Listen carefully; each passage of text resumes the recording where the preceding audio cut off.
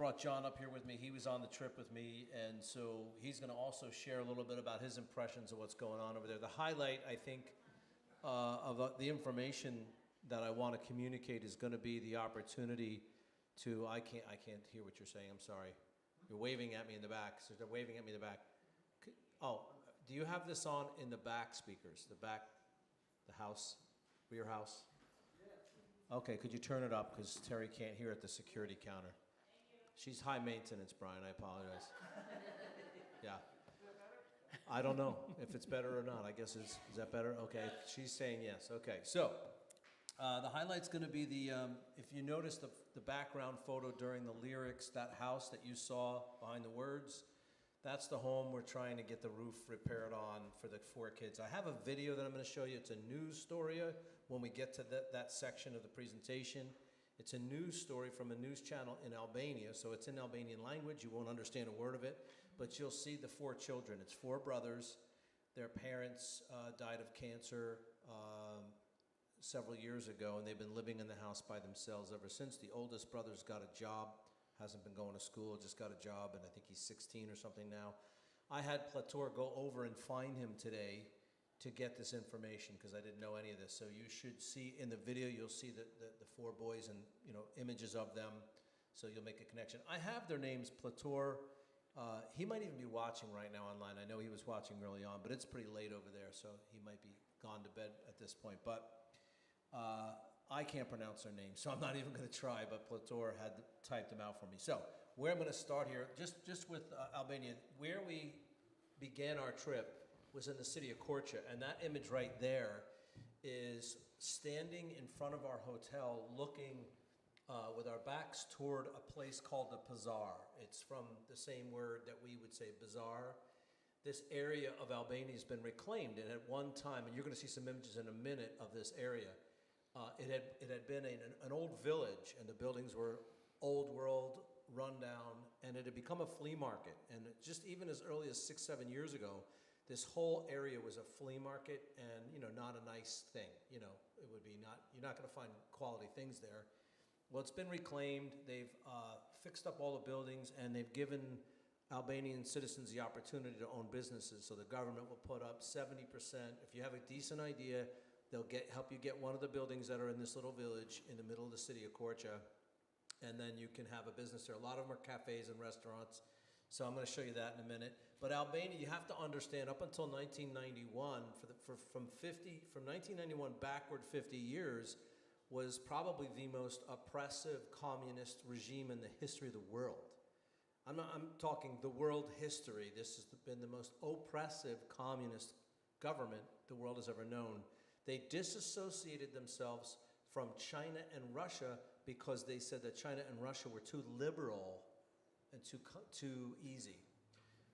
If you got caught, the official state religion, the only country in the history of the world to ever have done this, the official state religion was atheism. And so if you got caught either practicing a religious faith, preaching a religious faith, there were 1 or 2 things were going to happen. 25 years in prison, non-commuted sentence, meaning you spent the entire 25 years, or you were killed. That's simple. One of the things that finally brought this government down was they spent the vast majority of their money that the government had building, and I should have had a picture of it. Yeah. They have these everywhere you go in the country, on the sides of the hills, yeah. You'll see these concrete bunkers. They look like concrete mushrooms with holes underneath the mushroom top, and that's for people to hide in case of an invasion. That's what it was for. And the leader of Albania convinced the people that America, there we go, America was going to invade any day because everybody wanted what Albania has. Albania was the greatest country in the world, and everybody went, and America's going to come get us, and so he spent all this money on bunkers. So we're going to begin here. Now, they've been liberated from all that, and it's coming around. The economy's growing really fast. We have Europeans are vacationing there because the euro goes so far. I brought 8 people to dinner one night in this city right here, Korça. In fact, not far from the direction we're looking towards the mountains there. Up in that direction, there's a really nice family restaurant, pretty decent quality food. Everything was good. 8 people, and some people were drinking wine and beer, and so it wasn't like people trying to be cheap. It's $47. That's normal for food. Meanwhile, try to buy a pair of Levi's, it's $100 and something. So everything's got a perspective. Okay, so that's from what's called the Bazaar. You can see the cobblestone streets. The next picture is me sitting inside the cafe there, and the cafe is right here, and so to the right. Now we've turned around, we're looking the opposite way into the Bazaar, and the cafe, that's the hotel's cafe bar to the right. I was sitting there having coffee, big shocker there, and here's inside the hotel in the evening, looking in the courtyard. I mean, this place is beautiful. So just 4 years ago, this place was completely renovated with help from the Albanian government. But this would have been, you'd pull up with your horses, and you'd put your horses in the barn, which was where the cafe was. And then there was this center area here, and then you would stay in the rooms above. The restaurants there off to the right. This is all enclosed. You can only get in one way. Here it is in the daytime. It had snowed the night before, so you could see the roofs have snow on it. John's room was off to the right upstairs. This is taken out in front of my room. And then here's more of the Bazaar, just to give you an idea of what the area is like. So these are these little cobblestone streets and these old buildings that were converted to be businesses. This is at the outskirts of the Bazaar. And then this is also looking out of the Bazaar at a mosque. And so everywhere you go, you're going to see mosques. The reason for that is any country that's going to allow other countries, especially Islamic countries, to invest, Islamic countries are going to come in and invest. They'll build schools, but the deal is we have to be able to build as many mosques as they want. So they have money coming in from Saudi Arabia, from Turkey, and they go in and they build these beautiful big buildings, mosques and schools, and of course they're trying to spread Islam through schools and all that. So just about everywhere you go, you're going to see mosques. They consider the country somewhere around, what do they say, 67% Muslim? Yeah. You're too far away from that microphone for it to have an effect, just so you know. But Okay. yeah. So but now keep in mind, you will not likely see any radicalized Muslims there, because they're just mostly kind of like most Catholics around here would be. Like, they would say they're Catholic, but they really don't go to church very much. They're not all that invested in the community of church. They're not serving. They're not doing any of that kind of stuff. It's just kind of what they are. Now, before Islam came in, they were a Christian nation. And that was before the Ottoman Empire ruled this entire region. All the Balkans were taken over by the Ottoman Empire in Turkey. Before we leave this area, I'll let John share. This is the next photograph, and this is also from the Bazaar. It's one of the restaurants. We're actually seated at that table right there having, what were we having, breakfast or lunch? It was lunch. Lunch. That was lunch, and that was a pretty good lunch. That good restaurant. So here's Plator, Pastor Plator, looking out at the Bazaar there. So that's the big courtyard area, and in the evenings, now right now, they shut everything down at 8 p.m., so you have to be wherever you're staying by 8 p.m. If you're out on the road without permission, the cops will pull you over. They might write you a ticket. Fortunately for Pastor Plator, because he is a council person, he holds a political office, not like a town council person here would be. Their council people are part of a district.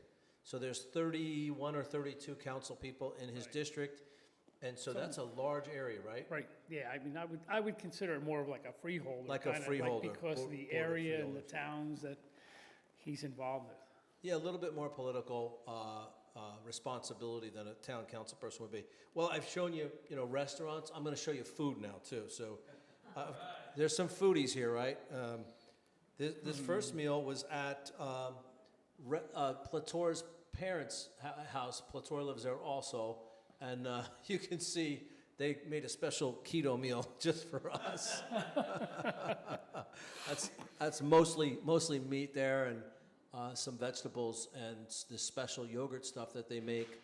I'm telling you, everything there is delicious. And Plator's mom and dad are wonderful, lovely people, and they really blessed us with that meal. Then here's another meal, and this would have been at a village where it would have been Pastor Platour's family's village where they were from. So everything you see there is 100% homemade. You have homemade baked bread, and this was all just finished. They just made all this for us. And actually, they were going to make all this for us, but there was a team of about 4 or 5 guys that were out in the mountains hiking, and because we were there before them, they gave us their meal because it was Platour, and everywhere Platour goes, he's like a celebrity kind of.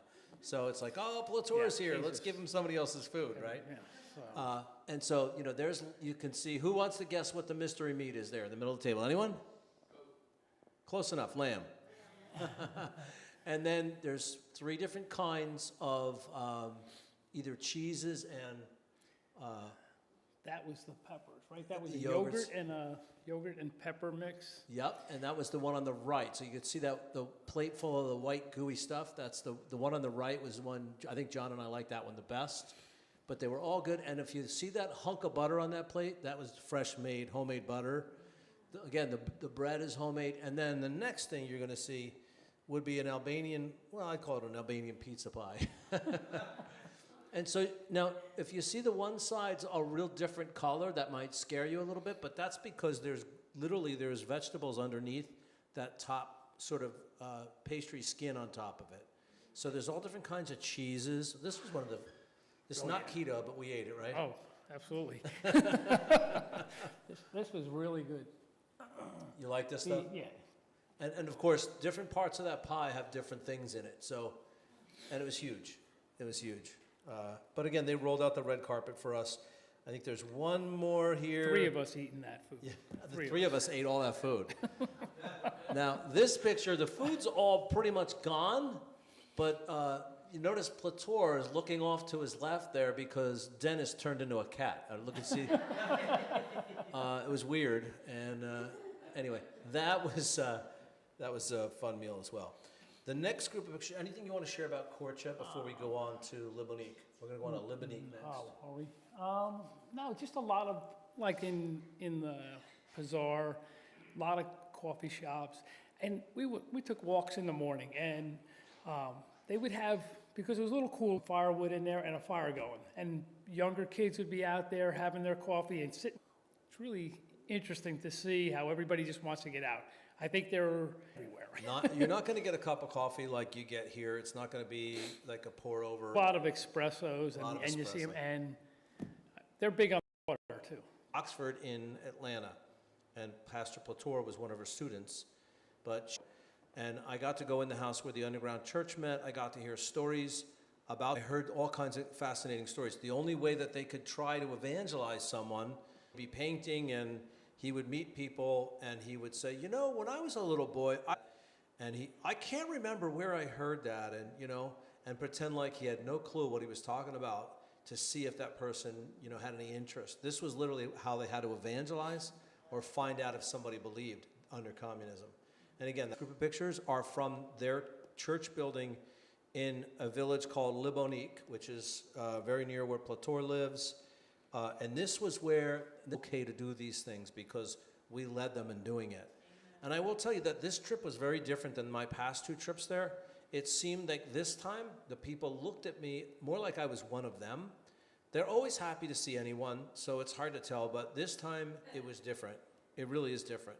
They, I don't know if you noticed, but I mean, it just was like... Yeah, I don't know, I feel a little more comfortable. They seem I was talking with more of the youth that they have that do a lot of the teaching ministries. I don't know, we may see some pictures of that, but very, very friendly, you know, willing to, towards the end, I was able to have some discussions. Since I'm being discipled myself, we were having some discussions about discipleship with that group.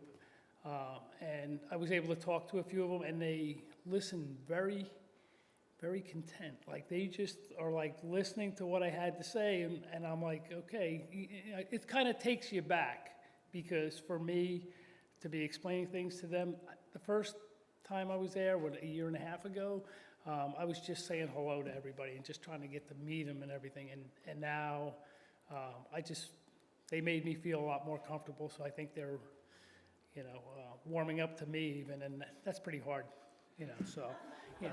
But anyway, I'm starting to get there. And then here, more pictures from this event. Let's see. There you go. There's some of the people. So you're going to have a mixture of both old and young, and understand that the majority of them, their English is not really that great. So everything that was being taught was being translated, and there were question and answer time. And they asked a lot of great questions at the end of every session. So that was every day. You know what I don't have pictures of? I don't have pictures of the radio, because I didn't take any. I should have got them from you. So one of the days we were doing this was at 3 o'clock. One of the days we were doing this, we went over to a Christian radio station in Korcha called Emmanuel Radio, and they asked me to answer questions about the book of Revelation, and I just encourage people that don't be afraid of it, read it, because nobody over there reads it. And I gave a brief outline, but that was in the first half hour of that program. And in the second half hour, they had John get up and pretty much let him share his testimony, which I think was probably the more powerful of the two segments of that radio program, because as they were saying, there's a lot of people that have gone through similar things to all of us.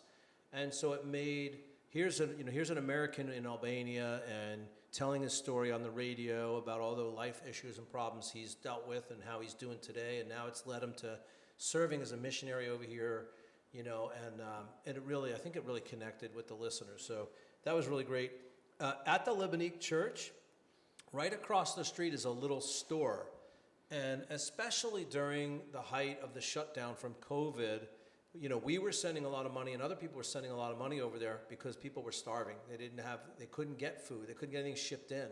They didn't have enough. So the little store across the street was the beneficiary of selling a lot of food, because Pastor Plator had money from the States, and he was feeding, I think, 750 people a day.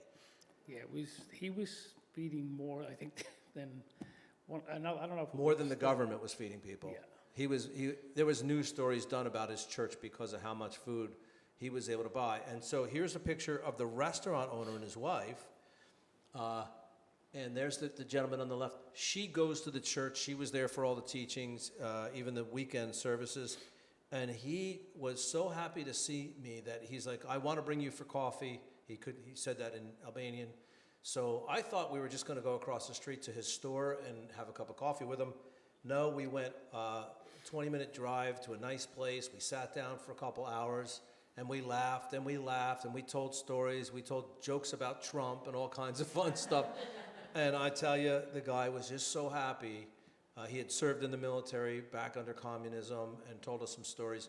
Fascinating. And again, this was the kind of thing I'm talking about. Like, it was the trip of where we found favor. It didn't matter what we did, we found favor everywhere we went.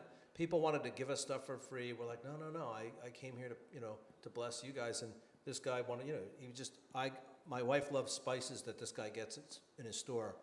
And he special ordered spices and wouldn't take any money for it. Anyway, the other location of Plator's church is in another village that's actually 100% Muslim village. It's called Maliq, and here's what that word looks like. You'll see it's M-A-L-I-Q, Maliq.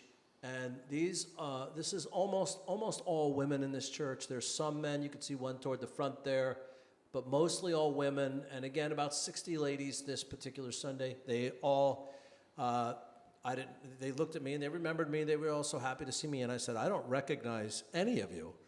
And then I said, it's because you have your masks on. And they all started laughing. They thought that was great. But every one of them, I think, to a woman, was wearing their masks. Whereas in the other church in Libonique, just a few people were. But they were wonderful.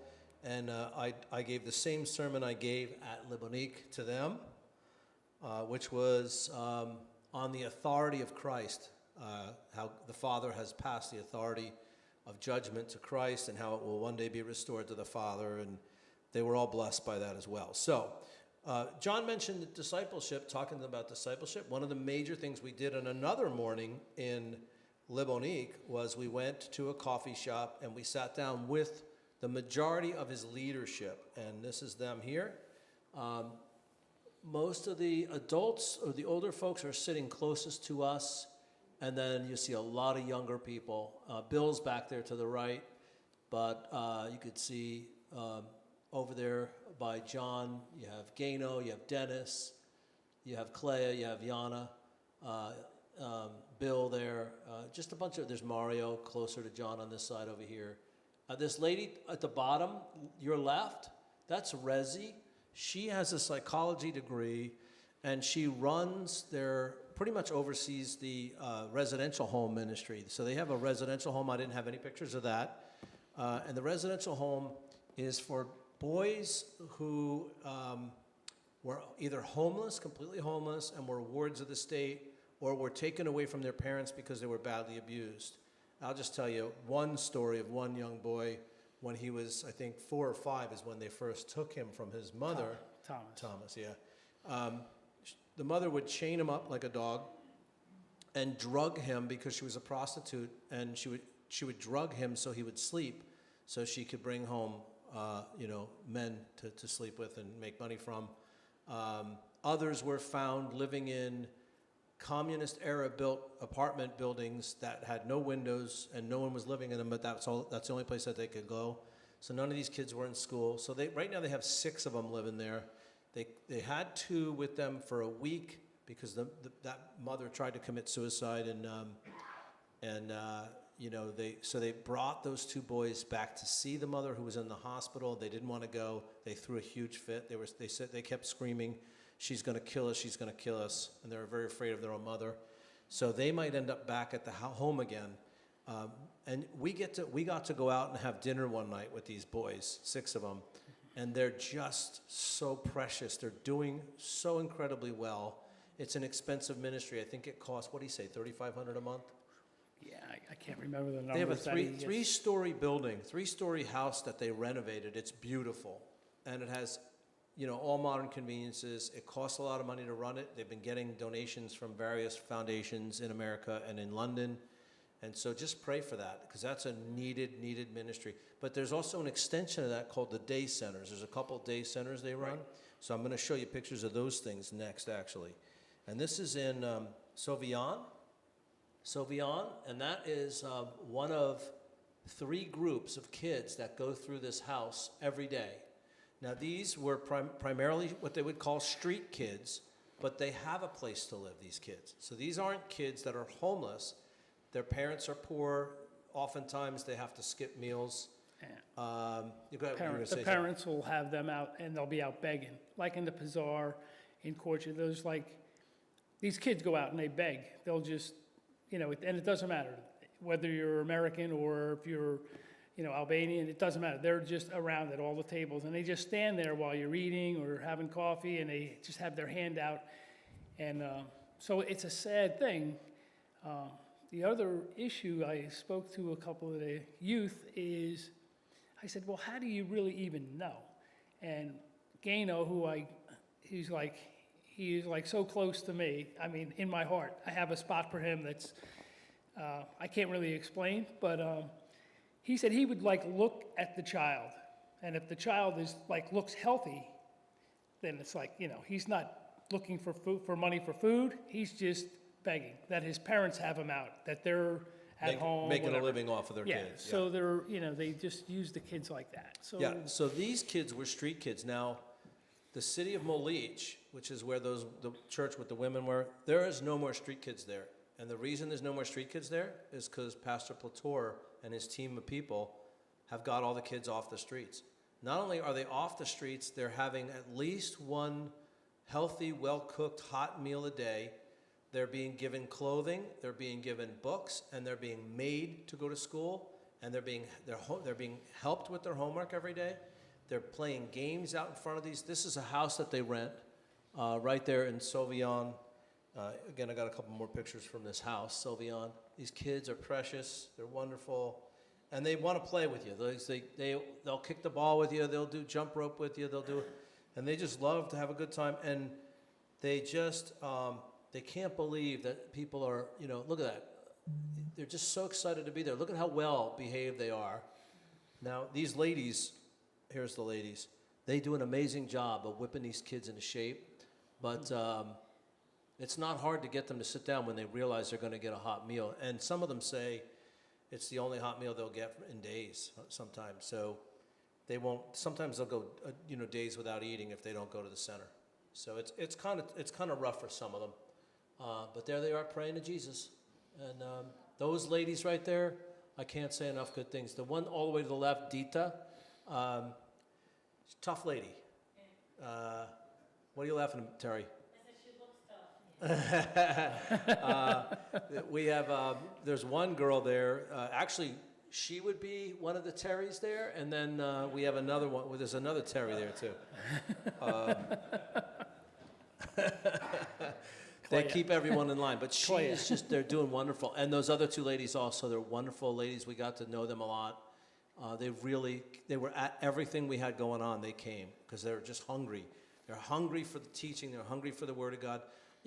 Honestly, I don't really get this because Plator's got a degree. He's gone to Oxford and he's got a degree down there. He's got a sociology or psychology degree.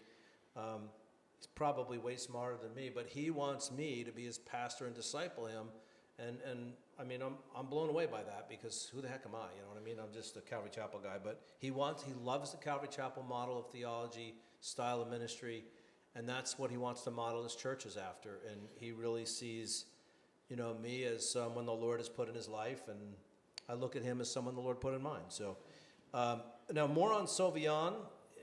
Here we go. This is going to be where we go to these kids. We had lunch one day. You could see the snow-capped mountain in the background.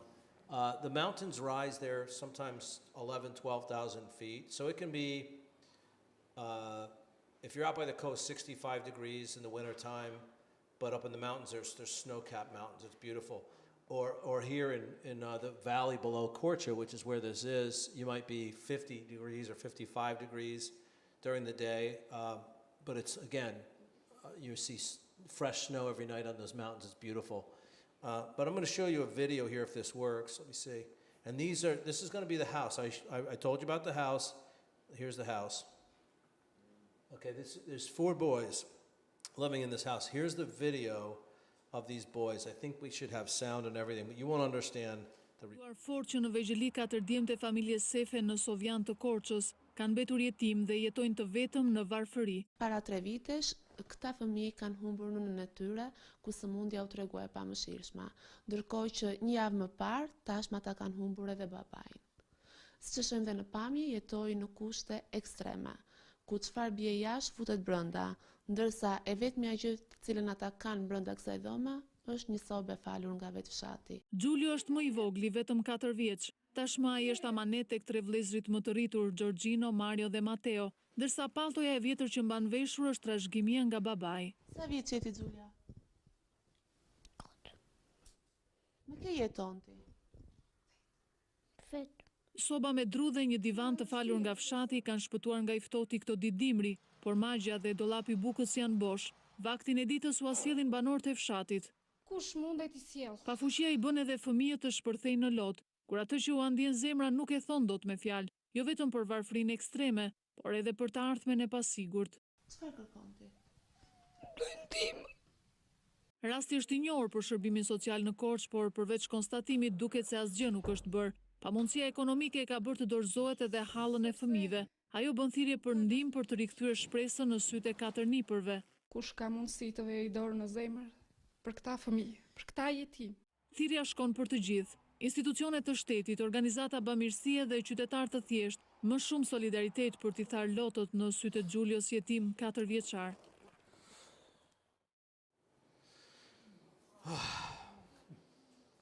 That's the house. Here's the bedroom where some of them sleep. You can see the ceiling, the roof leak is overwhelming. It's just starting to, really turn into mold, and it's not a good thing. Here's a side of the eaves of the roof. You could see the rotten, purlins and framing and holes through the roof, and the tiles are all caving in. Back side of the building. That red brick section was added on so that they could put a bathroom in. So they have some of the materials necessary to add this bathroom, and the plumber said he's going to do the work for free, but there's still more money needed to buy more things. Not a lot of the plumbing side of things, but definitely on the roofing side. We got an estimate to rip off the entire roof and reframe the entire roof and then put all new roof tiles on. And the estimate was right around $7,500, and which I don't think you could do it here for anywhere near that. But so again, this is the project that we didn't know about going over there. We went to a restaurant in that village, Sauvillan, and the restaurant owner just asked us if we would take a ride just to see this project and see if there was any way we could help them. Obviously, the news is trying to get help from them too. But so I'm motivated, and that's why I had asked everybody over the weekend. You know, I know our congregation is generous, and you know, I'm not asking you guys just to bear the weight of this alone. I'm asking you to ask other people. I will go talk to anybody. I will go do a presentation. I will share the vision or whatever. I'll get Plator on a video call with anybody, and I'll have him go to the location and be live on the internet if we have to. But I think we should be able to no problem raise the money for the roof, but the rest of the money needed, somewhere probably $10,000, $11,000, $12,000 could get this place to where it's a lot better. Get the insulation on the outsides. They had started to do it, and it started to get ripped off. They glue styrofoam on the outside and then stucco it. That's how they insulate their houses. So anyway, that's on my heart to share that with you. Here is a house that they had recently built, Plator's ministry built for other similar situation, just a little ways up the street. Same thing they did for another family. This family had parents though. So anyway, if you guys have questions about that, you know, you can talk to me anytime. I'll explain it to you. The history of Albania is overwhelming. When you go there, and we don't just go do ministry. We drive around the place. Plator shows us the history of Albania. One of the things that's so fascinating to me is, has anyone ever heard of the Ignatia Road? Nadia, you're a schoolgirl, right? You heard of this is part of the Roman roads. You heard of the Roman roads, right? So beginning in 200 BC, 200 years before Christ, the Roman Empire had already taken over, had already defeated Greece. Greece was an empire before the Roman Empire, and then the Roman Empire rose, one of the greatest empires the world has ever seen. 500 years the Roman Empire ruled, but the Ignatia Road was one of the most famous, one of the most important ones that they had to get from Rome to Greece, and much of it ran through Albania. And we know for a fact the Apostle Paul traveled on the Ignatia Road when he went to Illyricum in Romans. So some of these bridges you're about to see are part of the Ignatia Road. These were built before Jesus was born, and the Apostle Paul likely walked over them. This particular one, the railings have recently been redone, but the stonework there and those arches are all original, if you can believe that. They look like they're perfect, but you know, if you get up close, you can tell they're not. Here's another view of the same one, same bridge, the Ignatia Road. Here's a different bridge, part of the same road, and many miles from this one. We actually saw three bridges altogether. This one is way up in the mountains near where Pastor Plator's ancestral village is, and we crossed it. And in fact, if you look up to the right, directly on the other side by that big tree, to the right of that big tree, you see that dirt path? That was the road. And that went up through the mountains and meandered its way north.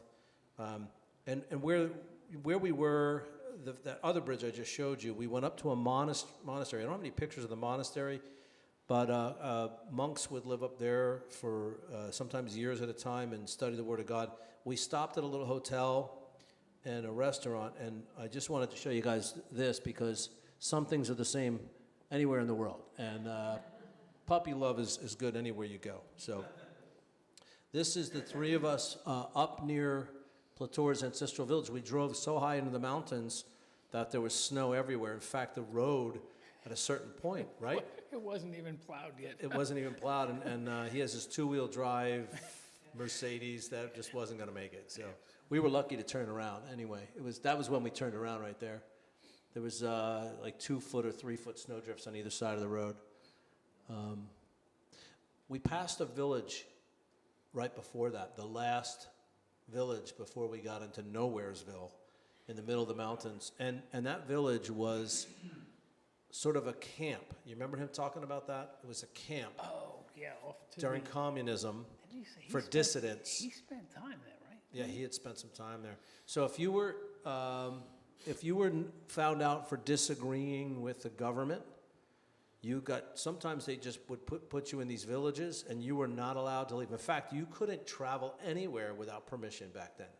So under communism, to go to another village, if it was a distance, you had to get permission, but especially this particular village that we passed right before we came to that spot. I didn't want to take pictures of it because it was very depressing. Anyway, also in that same area, what's that? That was because his dad had spoken out. Oh, right, his Against- dad had spoken out about something and then about his family had to something go with the there. government. He spoke out, and then the family was sent there. Family I don't was know what sent the length of time was, but I can't remember that. I just remember him saying that his dad spoke out, and so that was their punishment to get sent. And they weren't allowed to leave until their whatever sentence they were issued was over. There was a church that Plator told us was built, if this is true, this is mind-boggling, in the 1st century. So in the 100s, this church, and we went inside, I'm going to show you some pictures of it, and it's been repaired. Plator's somewhat younger than the church, but the building is certainly old. So the framing of the roof has been redone. Let me show you some pictures of this place. Here's another one. This is a grave out in front of the same place. Here's underneath the awning. You could see the new lumber for the roof there.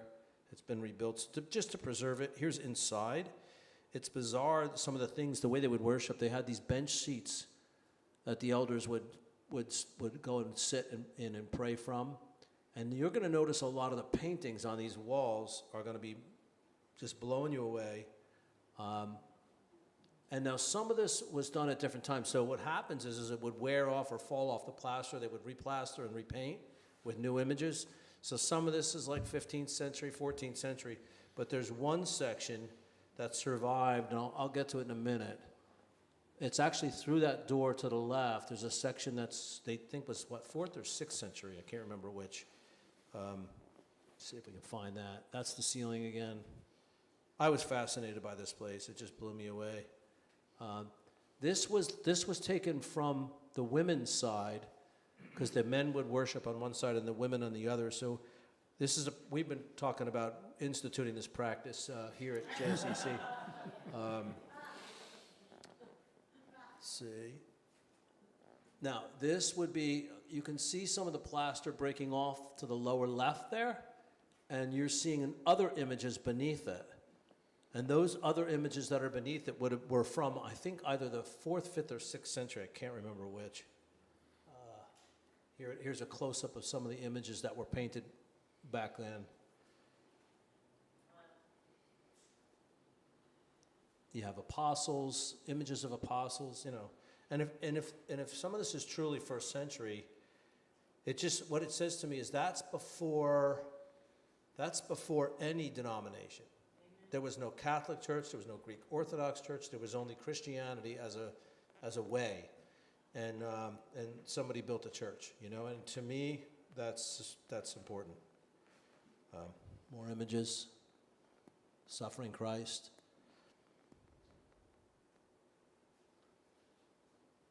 You walk around these places and you just kind of a little bit, I would say, in shock, Kind of blew me away. Very old.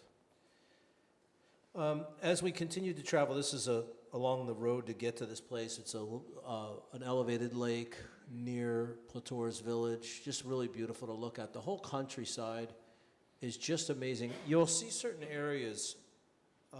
The river that follows, on the way to Korcha from Tirana, there's a river that the road winds along in the sides of the mountains. And down along the river, there's just a lot of garbage and stuff.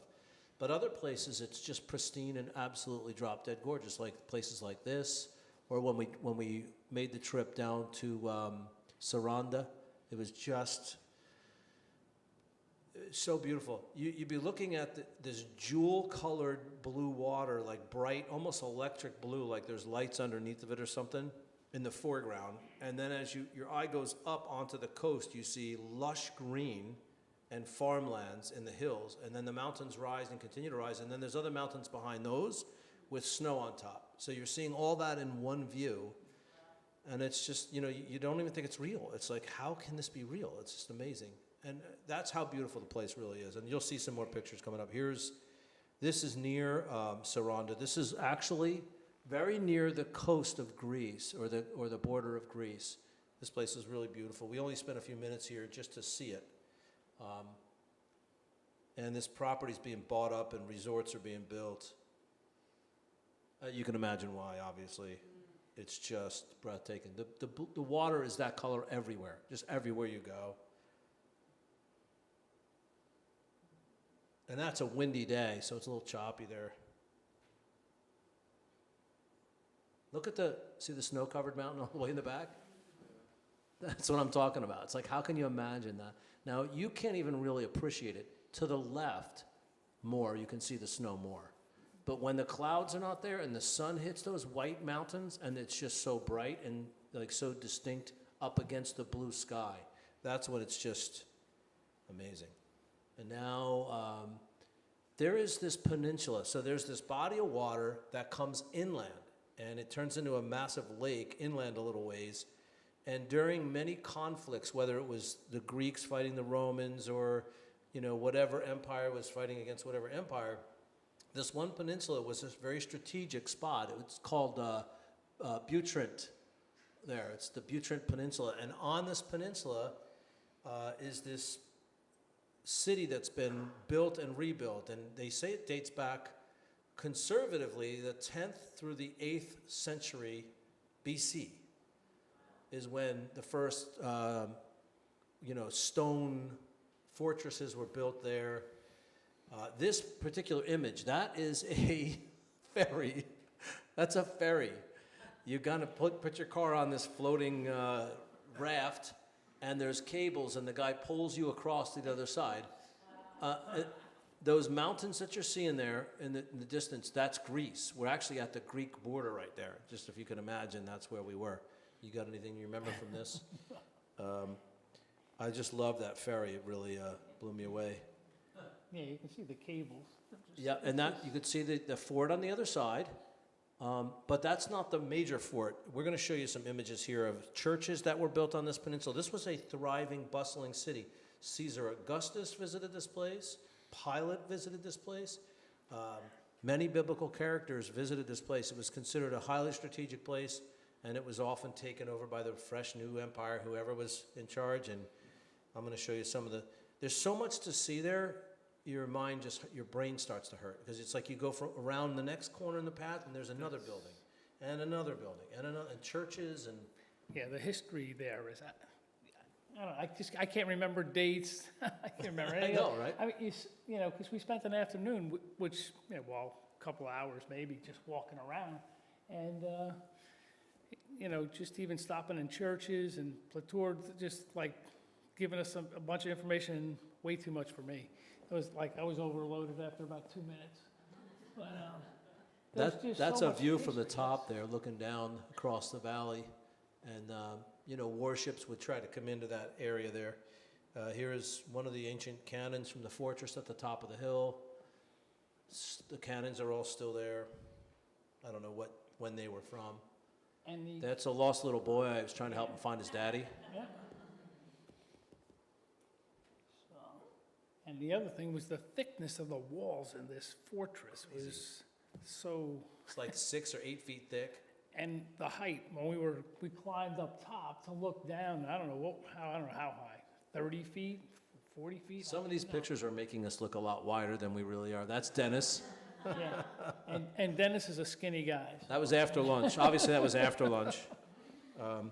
Now, here we are we went out to the coast to this town called Sarandi, and the reason we went there is we wanted to get Pastor Platour away from all his busyness, away from the churches, away from his responsibilities, and just talk to him. And really, there are things that the Lord had put on my heart that I just really had to talk to him about. It could not have gone better. I mean, we just have a kindred spirit. We really have a similar mindset, but there's the four of us. And when we drove out to Saranda, it was raining. To my surprise, though, it didn't slow Dennis down. He was the driver, Dennis. Didn't slow Dennis down at all. I will have to say, I'm gonna have to talk to Michael, your cousin, and tell him that, hands down, Dennis has got him. Yeah. Talk a little bit about Dennis's driving. Oh, so. Dennis, are you watching? Dennis, are you in Albania watching right now? So it's just all driving in Albania because there were cars passing the other direction, and he would be looking, just weaving out a little enough to see solid lines. It doesn't matter. Curves in the road. We were passing people. I was up front for the ride from Tirana to Korča, and it was at night, and the brake pedal doesn't work on the passenger side. It does not work. I'm telling you, He tried the Fred Flintstone method. Oh, I'm telling you, the way he drove, and I'm like, we're going, and it's a back and forth. Switchbacks everywhere because there's to mountains get up everywhere. the mountains, and it just didn't slow him down at all. I think we made. They said normally that'd be like what, 2.5, 3 hour drive. It's typically 2 hours and 45 minutes is what Google will tell you it takes to get from Tirana to Korča. We did it in I think an hour and 45. an hour and 45 minutes. Yeah. And he said it's close to his record. Not quite, but it's close to his record. So, but no, I mean, they it's scary. I'm telling you, it's scary. There was a couple of times I got nervous, especially when it was really wet and rainy, and he's still just flying. I'm thinking we're going to slide out at any moment. Here's also Saranda. This is us having coffee, looking out over the water. Our hotel would have been off to the left there, right on the water. Just an absolutely stunningly beautiful place. Now, we left Saranda, we drove up to Vlora, and Vlora is one of my favorite places to go also. I don't have many pictures or any, but along the road, I wanted to end tonight just with some scenery and some beautiful shots as we were driving. There's just, along these mountains run right up to the sea. So you have these huge mountains that just run right up to the sea, and so the roads sometimes will climb up over 8, 9, 10,000 feet to get down over the other side. So we were up in snow country just to get over to Vlora. In fact, on our way there, we tried to take the coastal route, but they stopped us on the other side of Vlora and said the road's closed because of snow. So we had to turn around and go way back north again and then come back through the middle of the country to get back down to Saranda. So just share some of these shots with you. I don't even know how to describe it really, but it's just majestic, and sometimes it appears barren, other times lush.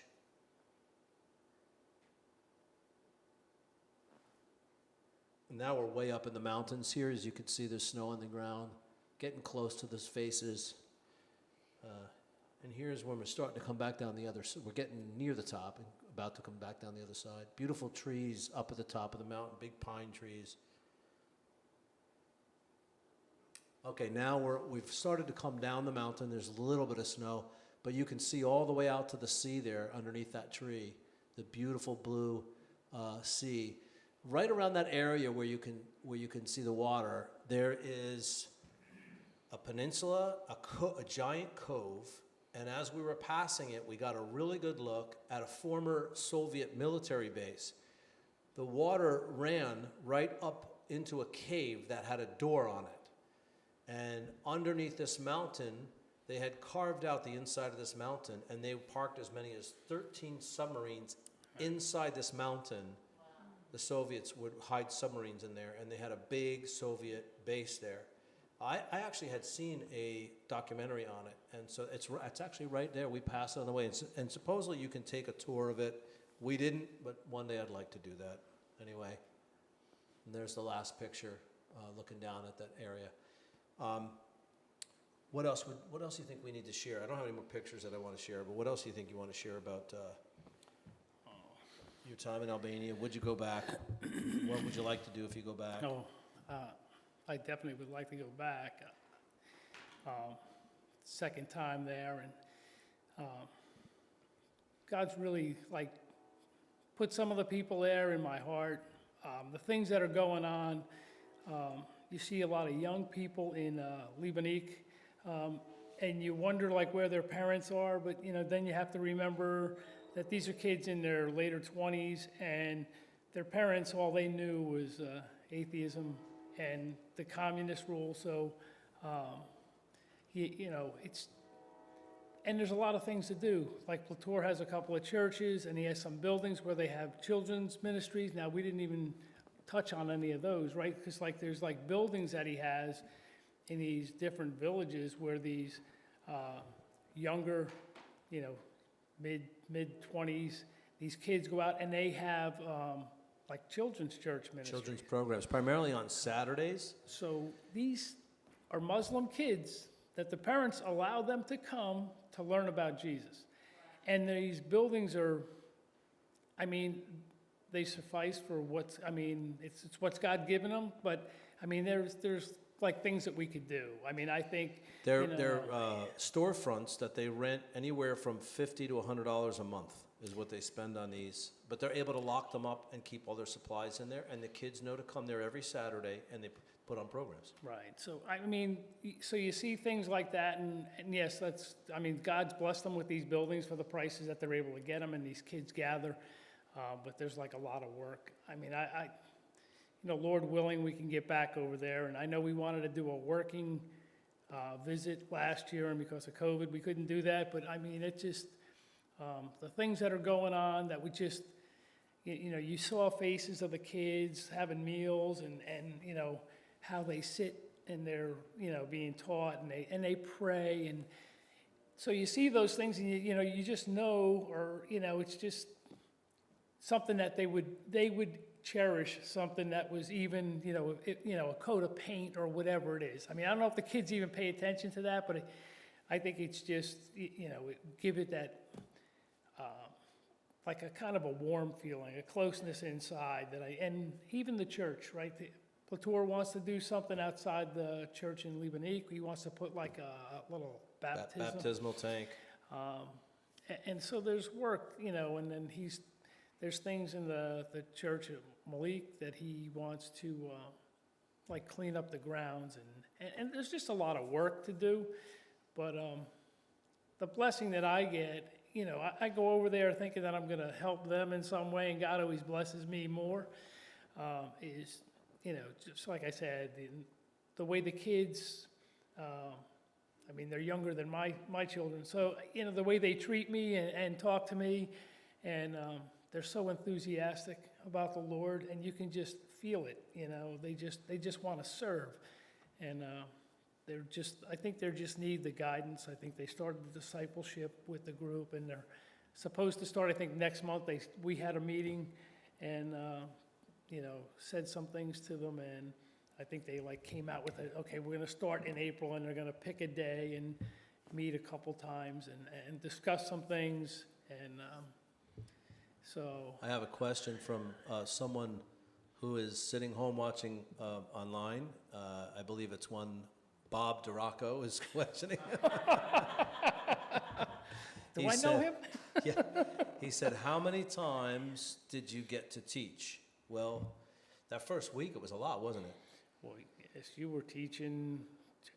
You taught Tuesday. They gave us a little break on Monday when we got in, right? Yeah. Yeah. And then Tuesday to Friday. Saturday we went to the... Tuesday through Friday, and there were sometimes I was teaching twice in one day. So when we did the discipleship, you were talking about the discipleship meeting, they don't have any formal discipleship program for their leadership as it is right now. So Plator asked if John and I would share about what we've been doing and explain our methods. So, because Plator was really interested in it, so we just shared with them what we do, how we choose who to invite to discipleship meetings, and they just really took hold of that, especially Bill. Bill's from Colorado. He lives there full time, and they've made a commitment now. They're going to meet every other week, and every other week they're going to have these discipleship meetings. Also, they have to name elders. this. They haven't done any of that. Yeah. So it's really kind of ground level for the things that they're doing. Plateau's talking with Pastor John, obviously, and just communicating some things that we're doing here. And, you know, I'm listening to conversation, and I know he really does like the model that Calvary Chapel uses, the teaching, and he just really wants to turn the churches there into the same model. So I will share the one story about the residential home. While we were there, we were waiting in Corcha for Plateau to come pick us up to go to church. Remember that?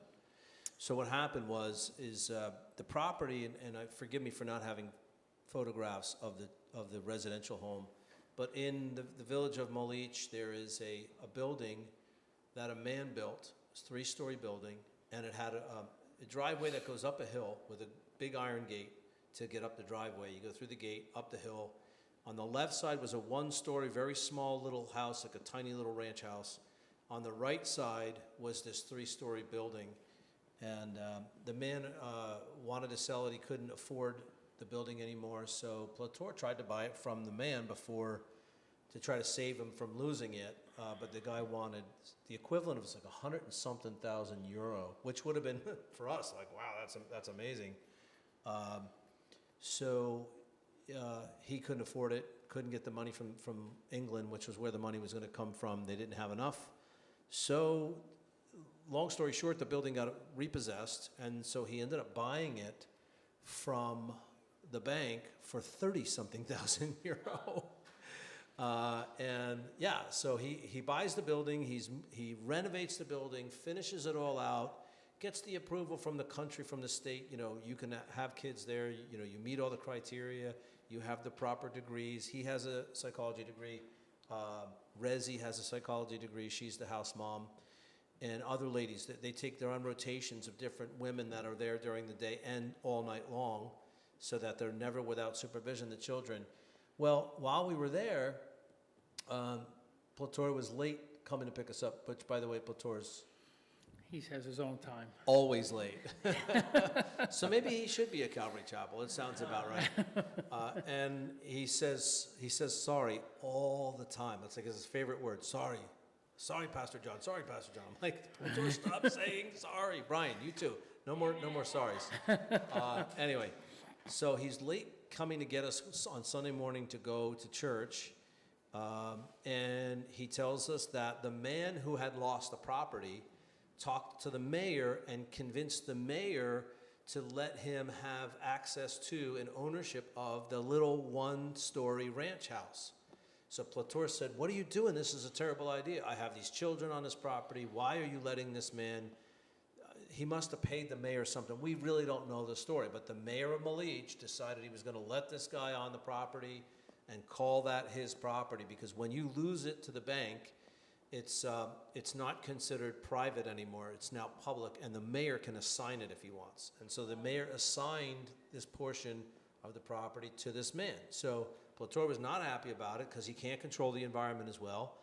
And next thing he knows is here Sunday morning, the guy shows up with 8 to 10 workers, and those 8 to 10 workers come with iron fencing, and they're literally closing in the 3-story building and creating a situation where the guy's reclaiming all of the land and only leaving a walkway around the house so that they can get off the property, the kids. He's trying to literally take all the property back, and he's swearing up and down, I only lost the building, I didn't lose the property's still mine, which was not true, it was a lie. And the mayor signed false documents agreeing with that. So it was a big problem. So Plateau got the mayor on the phone and said, I'm coming down there first thing in the morning. I'm coming down there with reporters, and I'm going to make sure everyone knows what you're doing. So the mayor sent the police over to arrest the guy, and they did. They arrested him because, first of all, he didn't have permits to put any of this fencing up, and got all these workers off the property, and then the situation wasn't over, and at this point it's Sunday, and we're having to leave the next morning to go to the coast. And so I said, Plateau, if we have to stay here for this, that's what God's saying. We got to stay here. But if you can solve this problem, that's fine. If we can solve this problem before we leave today on Sunday, when we're doing all these church services, two services, two different churches, I said, fine. But so what does he do? He calls the Vice Prime Minister of Albania. So you have the Prime Minister, who would be like the President, and then you have the Vice Prime Minister. Well, there's an election coming up in about a month in Albania, and Plator is the same party as the Vice Prime Minister, and they're in a bit of a tenuous situation. And so this guy says, I will be there tomorrow morning at 9 a.m. at Sophie Coffee in the Pazar in Korça, and let's have a conversation. So the Vice Prime Minister comes down to Korça, 3-hour drive from Tirana, and he meets with Plator. Plator lays out the whole story, and this guy says, don't worry about it. I will straighten this mayor out, because if he loses Plator's confidence in terms of this, at this point with the elections coming up, it's a problem, because he could sway votes. Plator could sway a lot of votes in that area. So he said, all I ask from you is just stick with the party. Don't depart from us. Stick with us through this election, and I'll make sure that land is privatized under your control. So essentially, that after we left that meeting, we went to the Lebanese church service, then we went and spent time with the young people between church services, right? Right. And then we went to the Molich church service in the late afternoon. And in that time, that mayor, or that Vice Prime Minister went, had a conversation with the mayor, and it's done deal. So this mayor is shut down, and that property is going to be fully under Plator's control. So, yeah, praise the Lord. So you can see this is the kind of stuff that goes on in these countries where people they have this kind of ability to just kind of take some money and do whatever they want, and but the Lord's on his side. I'm glad it happened. I'm glad this guy got crazy and tried to put up all this fencing, because he proved himself to be a person who's not trustworthy to be around kids by doing that. He showed himself to be what he potentially could be, and therefore the Vice Prime Minister was able to make a case against this mayor and say, you're done. So anybody have any questions or comments or anything? And they want us to, Plator keeps saying, we want you to come back and do evangelism. We'll go in the villages and we'll do evangelism. Our primary role with them right now is discipleship, and they love us. They love when just going over there. People keep asking, well, what will I do if I go over there? Well, it's a pretty physically taxing trip, I'm not gonna lie. It's not like, if you're not in the greatest of health, it's not the trip for you. We do a lot of walking. The travel itself is rough. The time differences are rough, but they love when people come over and spend time with them. Play with the kids, work with the ladies.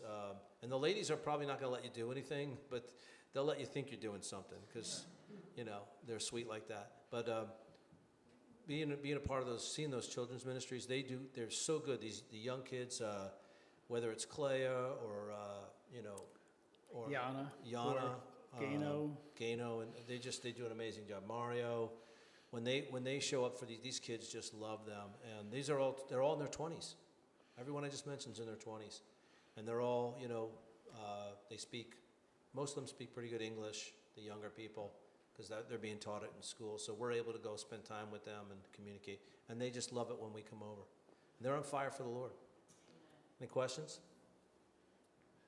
We do want to go back. We are wanting to go back this year. If we can do it where, we raise money, it gets sent over there, and the work starts on the building, and we can try to be there when that work is getting worked on or finished, or even help with some of it, man, I'm all in. I would take a team over in a second. So, anybody have anything? Can I ask your initial connection there? Because I missed that. How did you? Didn't cover that in this meeting. So yeah, good. It's a long story, but you No. Yeah, I know. You got to warn me. You got to say, please, no long stories, Pastor John. I get it. So my cousin Michael, who has come down here several times, he spoke here once or twice. He pastors an Albanian congregation in North Jersey, Hope Albanian Church. So there's a big population of Albanians that live up there. Now, his first experience on the mission field ever going on a mission trip was with a church where he got saved many years ago, and it was to Albania. specifically to Korcha. Then he lived there for the better part of a year, a little more than a year. In fact, he's there right now. 2 days after we got back, he went over. He's in Tirana for just a few days. So he speaks enough Albanian to get around, and he's just got relationship with everyone over there. He said, I want you to come up and have coffee with me and my friend. Bring your wife. So Christine and I drove up to North Jersey one day. We went and sat at a coffee shop, and Tana is from the Vlora region, or actually from Tirana region. Her husband at one time was a police chief when things weren't great politically over there, and was murdered because he was a police chief. But they told us all about the country, and I went up there thinking, there's no way I'm going to Albania. I don't want to go to Albania. And by the time I left, I was like, I just knew I'm going to Albania. And so, the second trip there, I was asked to do, he's always asking, Pastor John, please come and do discipleship, please come and do discipleship. So we were like, okay, I'll come do discipleship. I want to do leadership, biblical leadership. He said, that's great, we need biblical leadership. So I said, all right, I'm going to come, I'm going to take your leadership, we're going to go away somewhere, so we'll get them away from their houses and their homes for 2-3 days, and I'll take them, through a series of teachings on biblical leadership. Well, as we were planning for this, it went from being just their leadership, which would have been, you saw the pictures, like 20, 25 people, to Pastor John, there's some other pastor friends of mine are asking if they can come. And I said, well, bro, I got $5,000 maybe budget, so as long as we don't go past that, we're fine. So he kept adding and adding and adding. We were at a hotel in Doris, which is a coastal town north of Vlora, and it ended up, by the time we were done, 144 people at this, what turned out to be a conference we did, and 33 different churches. A Christian radio station was there to cover it, to talk about it. To this day, people are saying it was the best Christian conference that region in their lifetimes they've ever seen, period. That there's never been a better Christian conference. We ended up taking them through the entire book of 1 Timothy, verse by verse. So we sort of literally showed them by example what expository teaching was, and then we taught them what it meant to be a biblical leader, because these were all pastors and elders and worship leaders from 33 different churches in Kosovo, churches in nearby Macedonia, people coming from all the area. Anyone who spoke Albanian came that was part of a Christian church. So that event, people are still talking about that event when we did that, right? Right. It's huge. People are still bringing it up. Are we ever going to do that again? They want us to know. Well, what ended up happening on that trip, the hotel had made a deal with Luka Sima from Child Evangelism Fellowship Albania and with Plator. They made an agreement for a certain amount per person for the entire length of the conference, 2 nights. When we went to check out and pay the bill, they said, no, that was for 1 night per person. And then they went, Plator was showing me text message after text message, and it said, in Albanian it says, this is complete, total, right? The total amount per person? And they kept responding, yes. And then all of a sudden, no, it's just one. And it was a difference of $20-something per person, or $30 per person, to now it's $60 per person for the 2 nights at 140. By the time we were done, the conference that we had a $5,000 budget for, we ended up spending $11,000. I had to break out a credit card to pay the remainder of this bill. And what was crazy was we got back, and I forget what happened, but we had a donation come in that literally almost within $10 covered 100% of that difference. But we went through so much overwhelming brokenness that day. I mean, Pastor Plator, I thought he was going to have a heart attack sitting in that. Luca was feeling bad too. They were both feeling terrible. But that's Albania. So it's just what it is. Anybody else have any questions? Yeah. We already have, we're a nonprofit, so all you got to do is go to the church website, And I don't want to have to manage funds that way. Like, it kind of gets tricky. If I set up a GoFundMe and then somebody says, you got to prove every dollar that you took in, they could come after me for that. And I want to protect the church. So if somebody wants to. Someone like me, or somebody to do it on their own, and then If somebody wanted to do that, yes, then we would give, whoever did that, we would give a receipt to for the entire amount. Because if somebody gave us, $1,000 that they raised from a GoFundMe, we could then give you a receipt that says you gave us $1,000, and we could then say we spent it on Albania. So yeah, so if however anybody wants to do it, I know sometimes in businesses that are doing okay, or sometimes like tax deductions. So if you know somebody and just say, hey, my church is doing this really cool thing, would you be interested in making a donation? Believe it or not, businesses are not put off by people asking them that. So if you have someone that you want to ask, or friends that you think might be interested, any Albanians, people,